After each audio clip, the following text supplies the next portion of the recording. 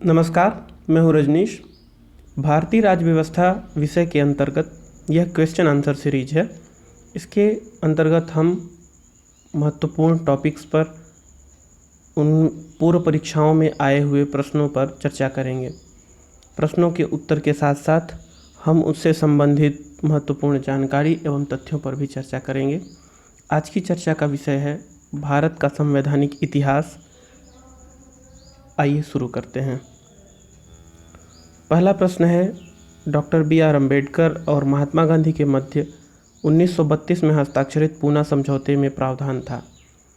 तो इसके बारे में बता दें, 1932 में जो सांप्रदायिक निर्वाचन संबंधी ब्रिटिश अधिनियम आया, उसमें दलितों को भी पृथक सांप्रदायिक निर्वाचन क्षेत्र का प्रावधान किया गया, जिसके लिए महात्मा गांधी और अम्बेडकर जी के मध्य समझौता हुआ और उस समझौते के माध्यम से दलितों के लिए पृथक निर्वाचन की जगह संयुक्त निर्वाचन क्षेत्र आरक्षण के साथ स्वीकार किया गया।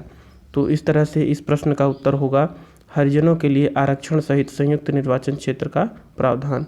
यह 1932 के पूना पैक्ट से, पूना समझौते से संबंधित है। इसके बाद दूसरा प्रश्न देखते हैं। दूसरे प्रश्न में महत्वपूर्ण दो सूचियां दी हुई हैं। पहली सूची में कुछ घटनाएं हैं और दूसरी सूची में उससे संबंधित वर्ष हैं, तो उन्हें देख लेते हैं। पहला तो सूरत विभाजन है। सूरत विभाजन 1907 में हुआ था। यह जो भारतीय राष्ट्रीय कांग्रेस थी, उसमें गर्म दल और नरम दल के बीच मतभेद उभर करके सामने आया था। दूसरा है सांप्रदायिक अधिनिर्णय। इसके बारे में हम चर्चा कर चुके हैं, यह 1932 में हुआ था। तीसरा है सर्वदलीय सम्मेलन, 1928 में हुई थी। और चौथा पूर्ण स्वराज का संकल्प, 1929 में जो लाहौर अधिवेशन हुआ था, उसमें पूर्ण स्वराज का संकल्प लिया गया था। और इसी के बाद से 26 जनवरी को स्वाधीनता दिवस या पूर्ण स्वराज दिवस मनाना प्रारंभ किया गया था। बाद में जब 15 अगस्त को देश आज़ाद हुआ, तो 26 जनवरी को बाद में भी याद रखने के लिए उसी दिन संविधान को औपचारिक रूप से लागू किया गया और उस दिन से हम गणतंत्र दिवस मनाना शुरू किए। तो इस तरह से यह चारों घटनाएं, इनको हमने वर्ष से मिला दिया है। पांचवा जो 1905 है, 1905 महत्वपूर्ण है बंगाल विभाजन के लिए, तो यह याद रखिएगा। इसके बाद तीसरे प्रश्न पर आते हैं। तीसरा प्रश्न यह है कि निम्नलिखित में से किस अधिनियम के द्वारा भारत के गवर्नर जनरल को अध्यादेश जारी करने की शक्ति प्रदान की गई।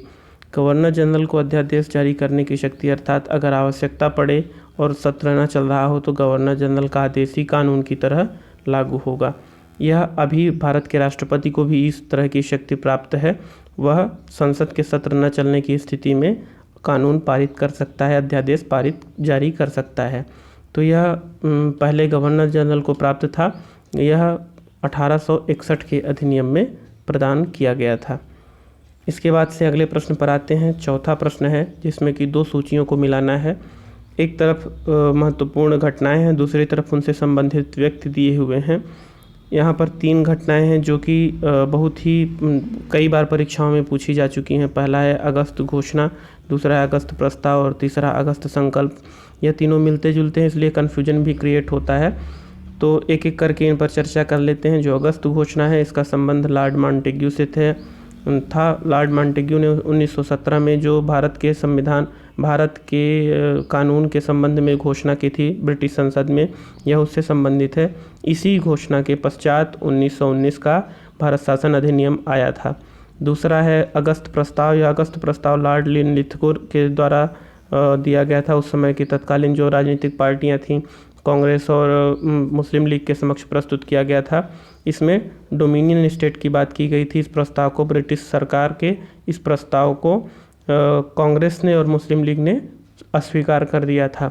तीसरा अगस्त संकल्प है। अगस्त संकल्प महात्मा गांधी से संबंधित है। महात्मा गांधी ने अगस्त क्रांति भी इसे कहा जाता है।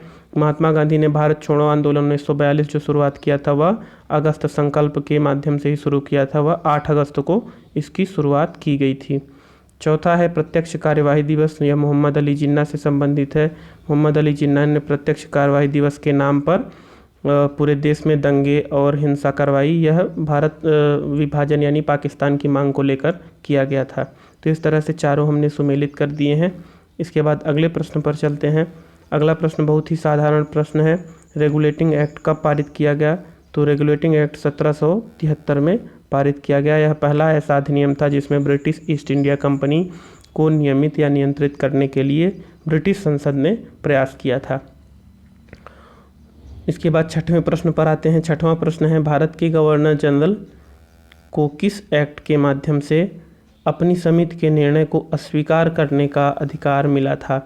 हमने भारत के संवैधानिक इतिहास पर जब चर्चा की थी, उस सीरीज के लेक्चर्स आप देख सकते हैं। उसमें बताया था कि गवर्नर जनरल को काम करने के लिए, उसकी सहायता के लिए एक समिति का गठन किया गया था। तो 1886 में ऐसा प्रावधान किया गया कि समिति के अगर कोई निर्णय है उसे गवर्नर जनरल अस्वीकार कर सकता है। तो 1886 का जो अमेंडमेंट एक्ट है उसके माध्यम से यह अधिकार प्रदान किया गया। इसके बाद सातवां है कि महारानी विक्टोरिया को भारत की साम्राज्ञी नियुक्त किया गया, किस सन में किया गया? आपको याद होगा 1857 की क्रांति हुई थी और 1857 के बाद ब्रिटिश ईस्ट इंडिया कंपनी की जगह ब्रिटिश संसद ने ले ली और वह ब्रिटिश संसद के बाद भारत की साम्राज्ञी महारानी विक्टोरिया को घोषित किया गया था। तो इसलिए 1858 इसका सही उत्तर होगा।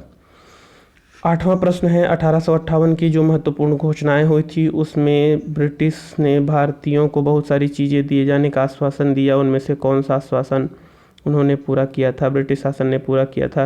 वैसे तो भारत को ब्रिटिश शासन ने कुछ ज़्यादा देने का तो मुझे नहीं लगता कि कभी दिया हो, लेकिन यह है कि कुछ आश्वासन ज़रूर दिए थे कि हम आपका शोषण कम करेंगे, हम आपको गुलाम बनाएंगे लेकिन शोषण कम करेंगे। तो इस तरह से संबंधित कुछ होगा।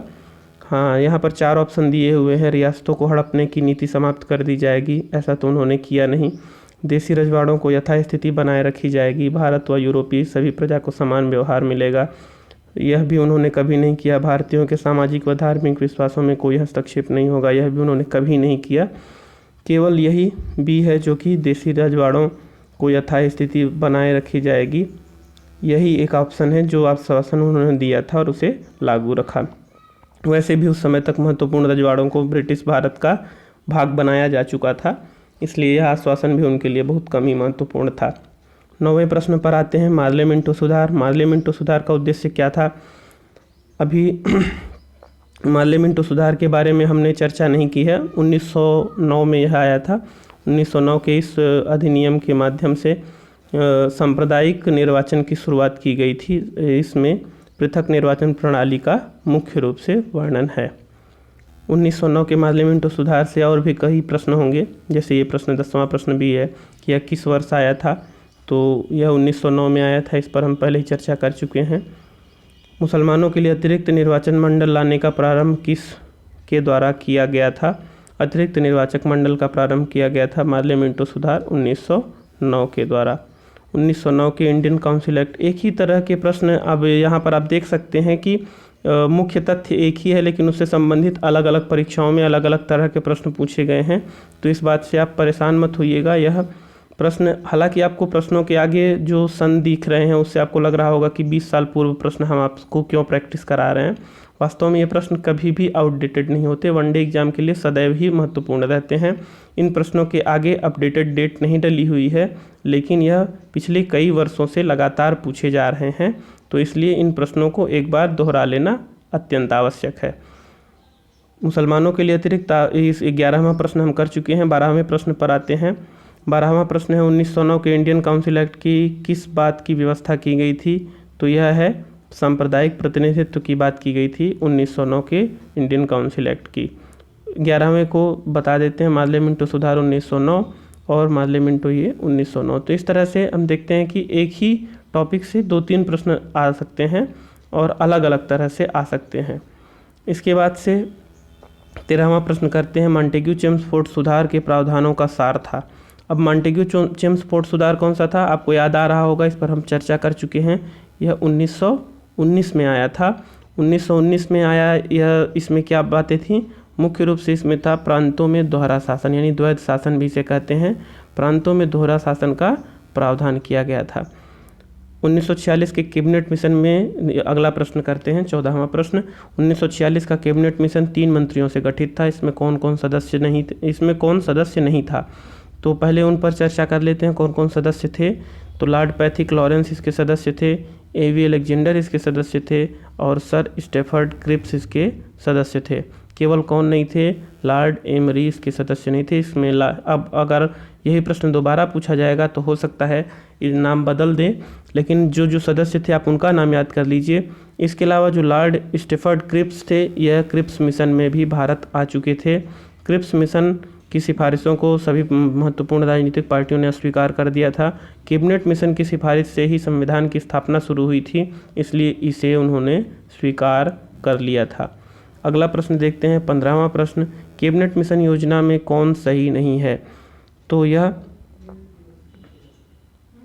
मुख्य रूप से देख लेते हैं कैबिनेट मिशन योजना में क्या सही है। पहले यह जान लेते हैं कि कैबिनेट मिशन योजना में भारतीय संविधान के निर्माण का अधिकार, यह महत्वपूर्ण है, यह उसका सही उत्तर है। इसके अलावा भारतीय सदस्यों वाला अंतरिम मंत्रिमंडल, यह भी सही है। और तीसरा, प्रोविंशियल ग्रुपिंग की बात उन्होंने की थी। जो पाकिस्तान की स्वीकृति है, पाकिस्तान की स्वीकृति को कैबिनेट मिशन ने स्वीकार नहीं किया था। तो इस तरह से 15वां प्रश्न। इसके बाद 16वें प्रश्न पर आते हैं, भारत के संविधान लागू होने तक स्वतंत्रता के पश्चात इसका शासन किसके अंतर्गत चलाया गया? तो हम जब 1947 में आज़ाद हो गए और 1950 में संविधान लागू हुआ, तो बीच के वर्षों में शासन किस हिसाब से, किस कानून से चल रहा था? इसके लिए यह उत्तर होगा 1935 के भारत सरकार अधिनियम के द्वारा। तो 1935 के अधिनियम के द्वारा हम लोगों ने जब तक आज़ादी के बाद भी, जब तक संविधान लागू नहीं हो गया, तब तक शासन व्यवस्था चलाई। इसके बाद 17वां प्रश्न देखते हैं। 17वां प्रश्न है, भारतीयों को वर्ष 1947 में सार्वभौम सत्ता सौंपने की योजना को क्या कहते हैं? याद होगा आपको, 1947 में लॉर्ड माउंटबेटन जो भारत के वायसराय थे, उन्होंने यह योजना प्रस्तुत की थी और इसलिए इसे माउंटबेटन योजना कहा जाता है। इसी योजना में पाकिस्तान के निर्माण यानी भारत के विभाजन के संबंध में प्रावधान किए गए थे। कौन सुमेलित नहीं है यानी किसका संबंध यहाँ पर गलत है? मार्ले मिंटो सुधार सांप्रदायिक प्रतिनिधित्व से संबंधित है, 1909 में आया था, हमने चर्चा की है इस पर। 1935 का अधिनियम स्वशासन से संबंधित है, उसमें पूर्ण स्वराज तो नहीं लेकिन स्वशासन की स्थापना का प्रयास किया गया था। कैबिनेट मिशन 1946 में आया और इसने संविधान सभा के गठन का मार्ग प्रशस्त किया। साइमन कमीशन का संबंध भारत विभाजन से नहीं है, यह 1928 में आया था और यह एक जांच कमेटी थी जिसमें भारतीय नहीं शामिल किए गए थे और इस कारण से इसका विरोध करते हुए लाला लाजपत राय ने रैली निकाली थी और उस रैली में लाठीचार्ज के कारण लाला लाजपत राय की मृत्यु हो गई थी। तो भारत विभाजन माउंटबेटन योजना 1947 से संबंधित है, साइमन कमीशन 1928 से संबंधित है।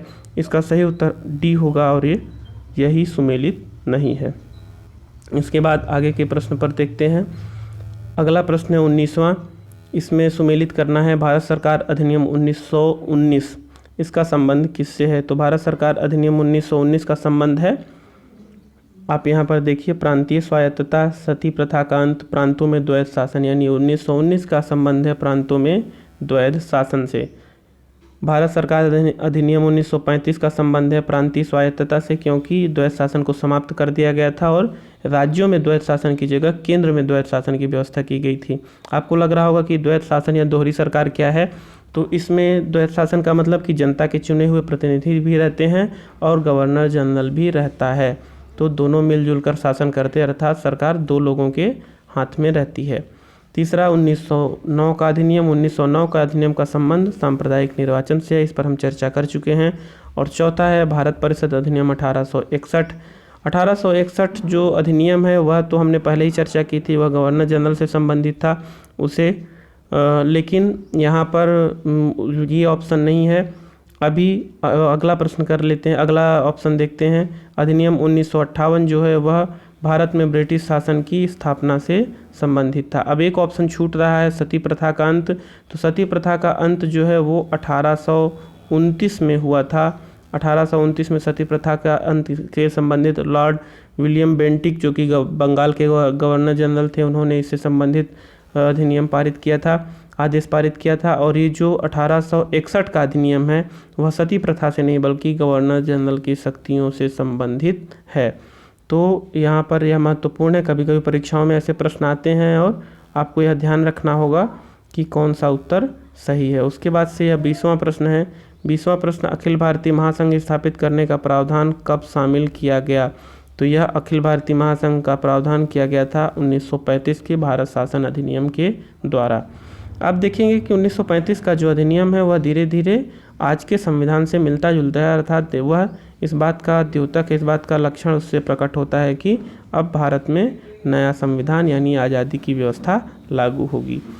21वां प्रश्न करते हैं। 21वां प्रश्न, निम्नलिखित में से किस अधिनियम ने केंद्र में द्वैत शासन प्रणाली को स्थापित किया? द्वैत शासन प्रणाली केंद्र में, याद रखिएगा, राज्यों में 1919 के अधिनियम से हुआ था और केंद्र में 1935 के अधिनियम से हुआ था। 1935 के अधिनियम से केंद्र में द्वैत शासन यानी दोहरी सरकार की स्थापना हुई थी। 1919 के अधिनियम से राज्य में दोहरी सरकार की स्थापना हुई थी। उसके बाद 22वां प्रश्न है, संघीय प्रणाली का पहला प्रयास भारत सरकार में कब किया गया था? तो संघीय प्रणाली का पहला प्रयास 1935 के अधिनियम से किया गया था।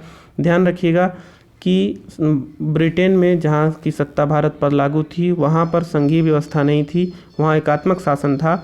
भारत में 1935 में यह अधिनियम 1935 के अधिनियम के द्वारा संघीय व्यवस्था लागू करने का प्रयास किया गया। 23वां प्रश्न है, किस अधिनियम की मुख्य विशेषता प्रांतीय स्वायत्तता है? तो प्रांतीय स्वायत्तता भी 1935 के अधिनियम में ही प्रदान की गई थी। इसके बाद 24वां प्रश्न है, जो इस सीरीज का अंतिम प्रश्न है, भारत के सचिव का पद किसके द्वारा निर्मित किया गया था?